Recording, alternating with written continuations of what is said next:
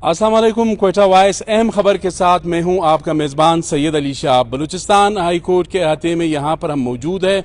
Balochistan high court ने जायदाद में ख़वातीन के विरासत से मुतलिक एक अहम फैसला दिया है। बलूचिस्तान हाई कोर्ट के जज जस्टिस कामरान मलाखेल ने यह फैसला दिया है कि विरासत से मुतलिक, खासकर ख़वातीन के विरासत से मुतलिक जो केसेस है क्वेटा समेत बलूचिस्तान के तमाम अजला में पेंडिंग में पड़े हैं, हाई कोर्ट ने यह हुक्म दिया है कि 3 माह के अंदर इन केसेस का फैसला किया जाए।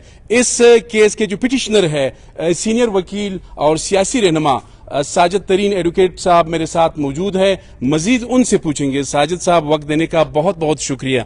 क्या कहेंगे, पिटिशन आपने फाइल किया था, मसला क्या है? देखिए, ये बहुत एक पेचीदा मसला भी इसको कहे और सादा भी, दोनों अल्फाज में। सूरत हाल ये है कि हमारे इस्लाम ने आपको वरासत में ख़वातीन का जो इस हक मुकर्रर किया है बदकिस्मती से, और साथ ही साथ में हमारे कॉन्स्टिट्यूशन में ये तमाम चीज़ें दी गई है। लेकिन इसके बावजूद यहाँ पे हमारे मुल्क में और ख़ासकर हमारे सूबे में अगर देखा जाए तो हमने अपने बच्चियों के, अपने बहनों के हकूक़ से हमेशा रोगर्दानी करते रहे। अब जो सेटलमेंट का अमल शुरू हुआ, इस मैंने पटिशन इस वक्त फाइल की कि इस वक्त भी जो सूबे में जितनी भी सेटलमेंट हुई है, इसमें अगर देखा जाए, मैंने कोर्ट में भी यही अर्ज किया कि 2% भी ख़वातीन का नाम नहीं है। ये मैं थोड़ा सा आपसे पूछ रहा हूँ।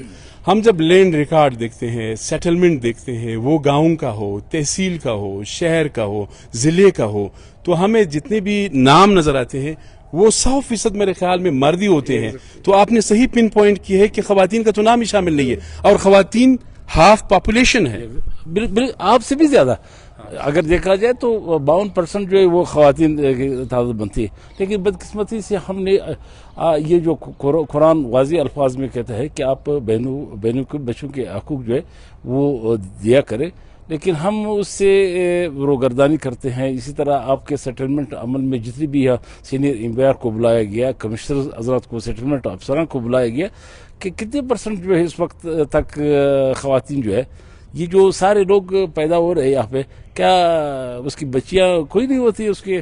तो ये लेकिन मैं बहुत मशकूर हूँ, बलूचिस्तान हाई कोर्ट ने इस पर बहुत मेहनत की। हमारे चीफ जस्टिस जमाल मुदखिल साहब ने और जस्टिस कामरान मलाखेल साहब ने बहुत ही इसमें मेहनत करके इस्लाम के हवाले से, कॉन्स्टिट्यूशन के हवाले से, हमारे लैंड रेवेन्यू एक्ट जो है, इस वक्त उन्होंने जो मेरे इसमें प्रेयर में नहीं था, तब भी उन्होंने कहा कि आप 3 महीने के अंदर जितने भी पेंडिंग केसेस है वरासत के, ये आप फैसला दे।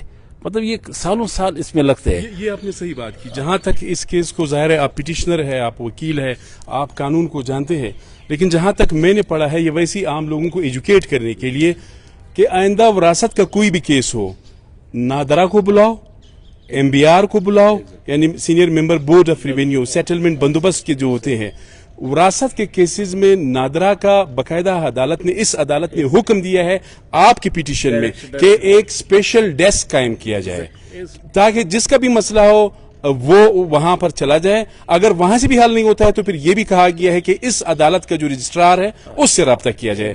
मेरे ख्याल में आपने एक बात की है, बहुत दिलचस्प बात आपने ये बात की है कि अक्सर जो बेटे हैं वो अपनी वालदा का तो हक मांगते हैं। मिसाल में वालदा का हक तो मांग रहा हूँ, लेकिन मैं अपनी बेटी को हक नहीं दे रहा हूँ और अपनी बहन को हक नहीं दे रहा हूँ। तो इस हवाले से आप क्या कहेंगे? ये तो सबसे अफसोसनाक सूरत हाल ये है कि कभी कभार हम इसको कवाली रवायत के आड़ में कहते हैं कि ये हमारे लिए फिर ट्राइबल सेटअप में मसाइल पैदा हो गए।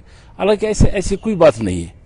हम जब आप इस्लाम ने जहाँ पे ज़कात को लाजमी करार दिया है, उसको फ़र्ज करार दिया गया, तो ये एक फ़र्ज है कि सूरत इनाम में वाज़ेह तौर पे जजमेंट में कामरान साहब ने इसका हवाला दिया है बहुत बेहतरीन किस्म का कि ये हम सारे मुसलमानों के मुसलमान है और रिवायत को खामखा इस आड़े नहीं आना चाहिए।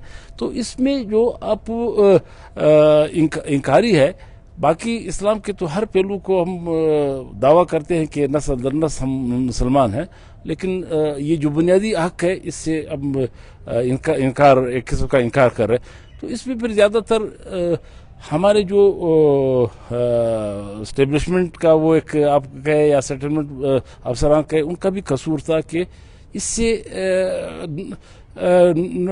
تمام چیزوں کو یہ پہلو کو نظر انداز کرتے رہے. اسی لیے میں نے پٹیشن میں ایک یہی ہم نے پریئر میں لیا تھا کہ نادرا کو اس کے ساتھ اس کی ریکارڈ جو ہے وہ لازمی قرار دیا جائے. نادرا میں ایک ریکارڈ ہر فیملی کا ایک ٹری موجود ہے, تو اس میں تمام بچوں کے بے فارم کے حوالے سے اس کے رجسٹریشن ہے.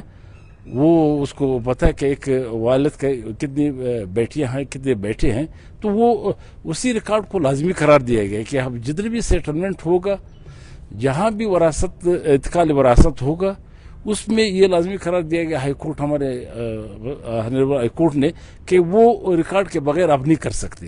اگر کسی نے کیا بھی تو وہ اس کے بعد بھی کسی پتہ چلا علم ہوا کہ ان کو ریکارڈ سے باہر رکھا گیا کسی بہن کو بچی کو, تو وہ عدالت کا راستہ جو ہے وہ اختیار کر سکتے آسانی سے. اب نہیں تو رجسٹرار ہائی کورٹ سے اور وہ سیٹلمنٹ کے افسر کے سامنے اگر اس دانستہ طور پہ کوئی افسر جو ہے یہ اس حقیقت کو اس اصول سے انہوں نے روگردانی کی تو اس کے خلاف کارروائی کی جا سکتی ہے. تو میں سمجھتا ہوں کہ یہ پاکستان کے عدالتی فیصلوں کے حوالے سے ایک بہت ہی بڑا ایک فیصلہ ہے جو اس پہ ہمیں سارے اس سے پولیٹیکل پارٹیز کو کام کرنا چاہیے تھا. یہ ہمارے ہانریبل ہائی کورٹ نے ایک بہت ہی تاریخی فیصلہ دیا ہے جو میں سمجھتا ہوں کہ یہ ہمارے بچوں کے لیے بہنوں کے لیے ایک تاریخی فیصلہ ہے. ساجد صاحب وقت دینے کا بہت بہت شکریہ. ناظرین آپ نے دیکھا ساجد ترین صاحب نے بہت تفصیل سے بات کی. یہ یقیناً بہت اہم فیصلہ ہے. یہ صرف کوئی زمین کا ٹکڑا نہیں ملے گا بلکہ اس سے خواتین کو ہماری بہنوں کو بیٹیوں کو اور ماؤں کو ان سب کو سماجی سیاسی اور معاشی حقوق جو ہے وہ اس سے ملیں گے. اس وقت بھی کوئٹہ سمیت بلوچستان کے تمام اضلاع میں ہزاروں کے حساب سے وراثت کے کیسز جو ہے وہ پینڈنگ ہے. دوبارہ ہم آپ کو بتاتے چلے بلوچستان ہائی کورٹ نے یہ حکم دیا ہے کہ 3 ماہ کے اندر یہ تمام فیصلے کیے جائیں وراثت کے. تو یہ بہت اہم ہے اور ساتھ عدالت نے یہ بھی کہا ہے کہ 6 ماہ کا عرصہ جو ہے نہیں ہونا چاہیے. یعنی 6 ماہ کا عرصہ جو ہے 6 ماہ سے کوئی بھی عدالت ایکسیڈ کرے گا تو عدالت یہ جو بلوچستان ہائی کورٹ ہے it is going to ask. اپنے میزبان سید علی شاہ کو اجازت دیجیے. اللہ حافظ.